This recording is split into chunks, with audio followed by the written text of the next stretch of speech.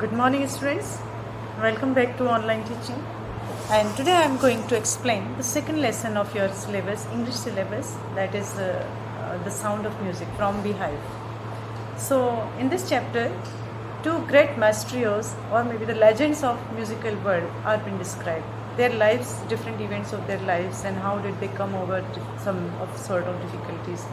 It has been described in these stories. So, and why this chapter is included in your syllabus? Because in order to make you the power of determination and hard work, this chapter is added in your chapter. Introduction. In this chapter, students will learn about the interesting lives of two musical legends. One part is all about the Scottish musician, that is Evelyn Glennie, and the other is about the Indian legend Ustad Bismillah Khan. The chapter is about two musicians and maestros in their lives. We will learn about multi-percussionist Evelyn Glennie and Bismillah Khan, the Shehnai player. Multi-percussionist Evelyn Glennie. Evelyn Glennie was from Scotland, and Scotland, the most of the area of Scotland is occupied for farming, and the main occupation of Scotland is agriculture.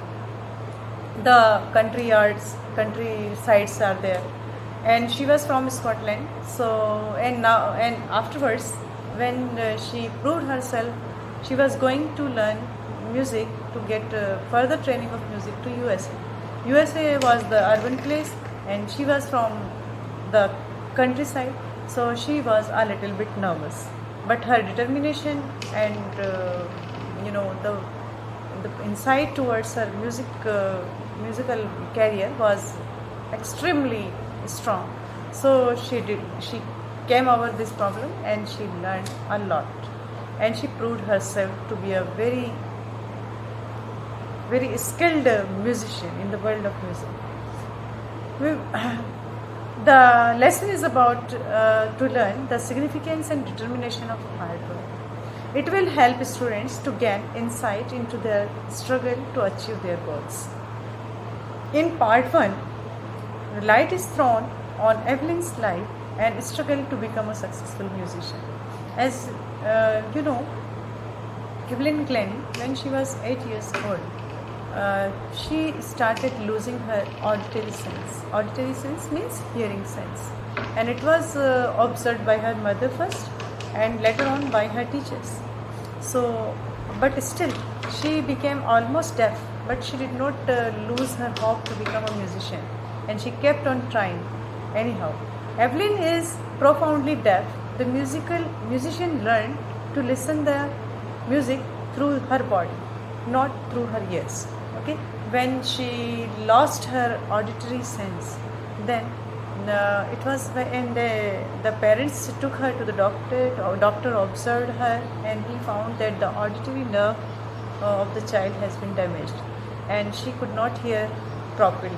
So it was really a great drawback in her life, because she was very much fond of learning music, and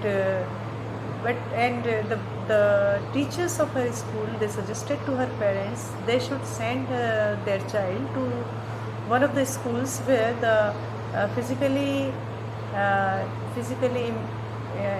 impaired children are treated. But she did not want to go there.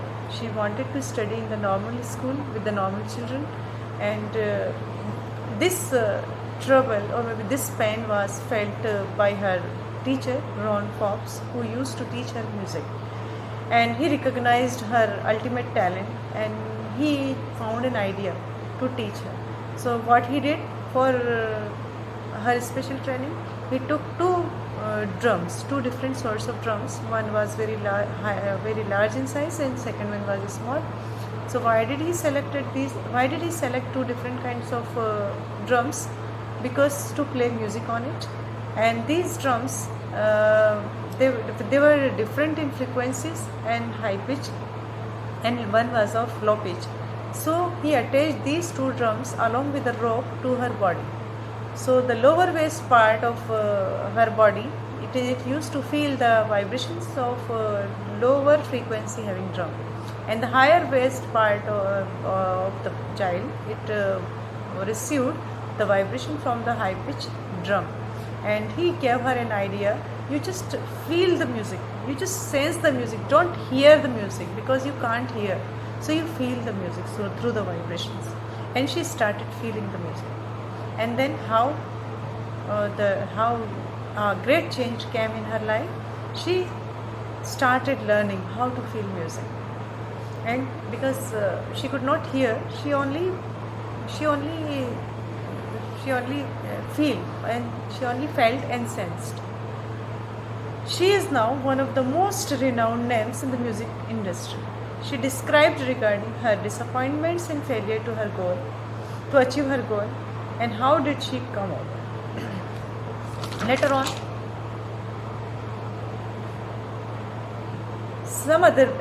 Ron Forbes recognized her madness towards her goal, towards learning music, and he spotted 2 drums, as I have already explained you. And when she did some wander in music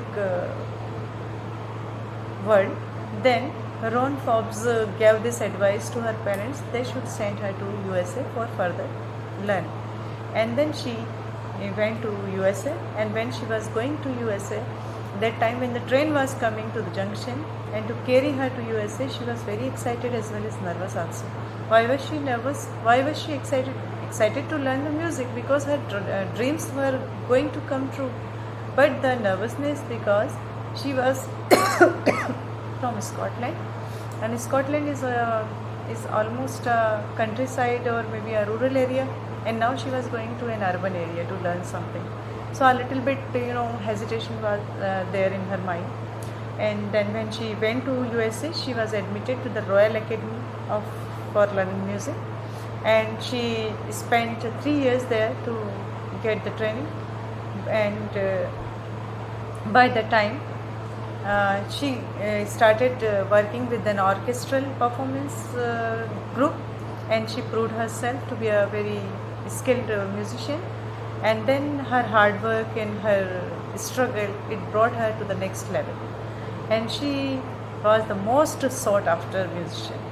She was the most demanding, most appealable to the audience. And later on, she started doing concerts by solo performance. She started doing performance by her own. Earlier, she was engaged with the orchestral group.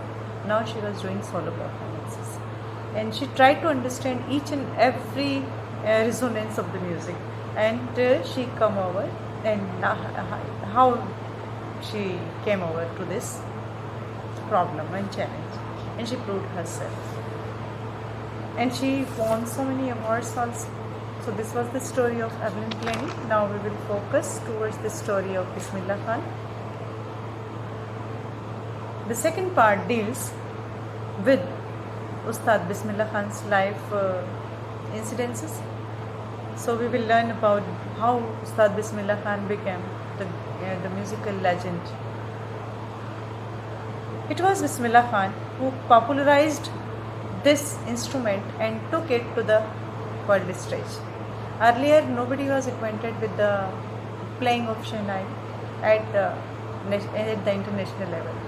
But only this credit goes to Bismillah Khan. He did a great work. His hard work and his struggle to bring this musical instrument at the international level goes to Bismillah Khan. It is in the name of Bismillah Khan. He broke the myth of Shehnai not being capable to create independent times.